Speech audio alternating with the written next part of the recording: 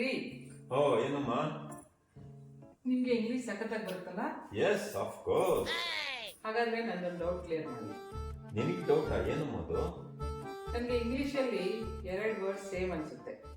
ನಾನು ಕೆಲಸ ಕಂಪ್ಲೀಟ್ ಮಾಡಿದ್ದೀನಿ, ನಾನು ಕೆಲಸ ಫಿನಿಶ್ ಮಾಡಿದ್ದೀನಿ. ಬಟ್ ಜನ ಹೇಳ್ತಾರೆ 2 ಡಿಫ್ರೆಂಟ್ ವರ್ಡ್ಸ್ ಅಂತ. ಈ 2 ವರ್ಡ್ಸ್ ಡಿಫ್ರೆಂಟ್ ಹೇಗೆ? 2 ವರ್ಡ್ಸ್ ಸೇಮ್ ಅನ್ಸುತ್ತೆ, ಆದ್ರೆ ಮೀನಿಂಗ್ ಕಂಪ್ಲೀಟ್ಲಿ ಡಿಫರೆಂಟ್ ಇದೆ. ಹೇಗೆ ಎಕ್ಸ್ಪ್ಲೇನ್ ಮಾಡಿ. ನೋಡು, ನಾನು ನಿಮ್ ಲೈಫಿಗೆ ಬಂದೆ, ನಿಮ್ ಲೈಫ್ ಕಂಪ್ಲೀಟ್ ಆಗೋದು. ನೀನು ನನ್ನ ಲೈಫ್ ಬಂದೆ, ನನ್ನ ಲೈಫು ಫಿನಿಶ್.